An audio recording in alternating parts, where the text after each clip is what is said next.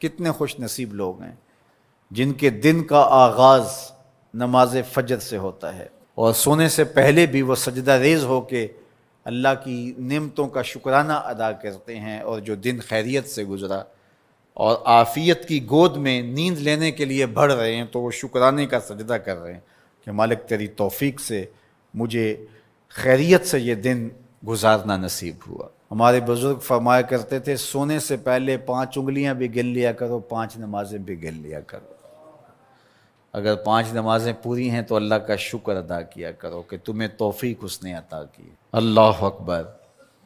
حضور علیہ السلام نے کچھ لوگوں کو دیکھا معراج کی شب کہ ان کے سر پتھروں سے کوٹے جا رہے ہیں، کچلے جانے کے بعد پھر دوبارہ سر صحیح کر دیے جاتے ہیں، پھر پتھروں سے ان کے سر کوٹے جاتے ہیں، ریزہ ریزہ ہو جاتے ہیں، پھر دوبارہ ان کے سر صحیح کر دیے جاتے ہیں۔ جبریل امین نے کہا حضور یہ آپ کی امت کے وہ لوگ ہیں جو نماز میں کاہلی کیا کرتے تھے، نماز میں سستی کیا کرتے تھے، نماز ان پر بوجھ تھا کہ یہ وقت ہو گیا ہے اب پڑھنی پڑے گی، دیر کرتے رہتے، پہلے پڑھنا ہی نہیں چاہتے تھے، اگر پڑھنی پڑھ بھی جاتی تو پھر نماز کی وجہ سے ان کے سر بوجھل رہتے تھے۔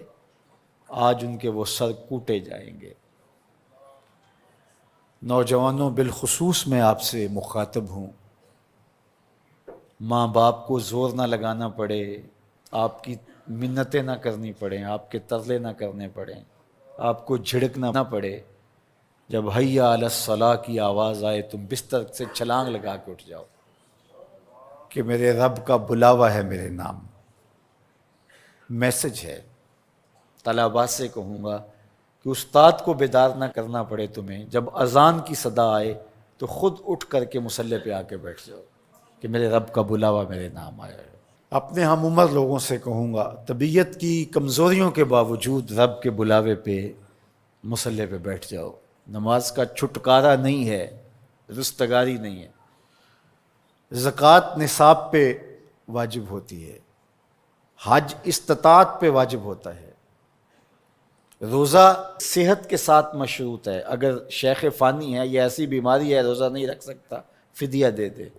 مسافر کو چھوٹ ہے، بیمار کو چھوٹ ہے کہ وہ دیگر ایام میں اس کی قضا کر لے، لیکن نماز کی چھوٹ نہیں ہے۔ بیمار ہے تب بھی پڑھے گا، صحت مند ہے تب بھی پڑھے گا، حضر میں ہے تب بھی پڑھے گا، سفر میں ہے تب بھی پڑھے گا۔ بالغ کے اوپر نماز کی کسی صورت میں بھی رخصت نہیں ہے۔ کھڑے ہو کے نہیں پڑھ سکتا بیٹھ کے پڑھ لے، بیٹھ کے نہیں پڑھ سکتا لیٹ کے پڑھ لے، اشارے سے پڑھ لے۔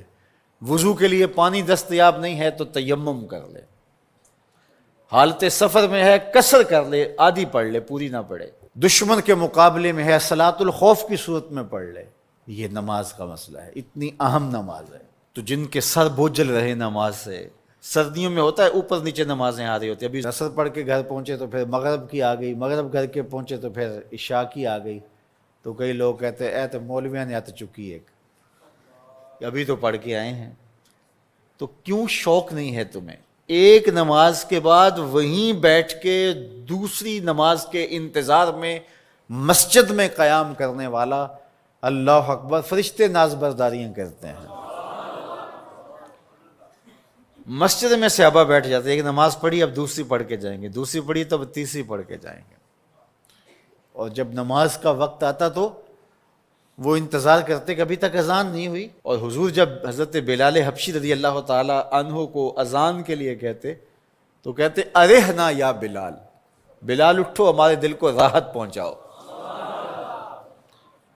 آنکھوں کی ٹھنڈک قرار دیا نا نماز کو، جعلت قرۃ عینی فی الصلاۃ، میری آنکھوں کی ٹھنڈک نماز میں رکھی گئی ہے۔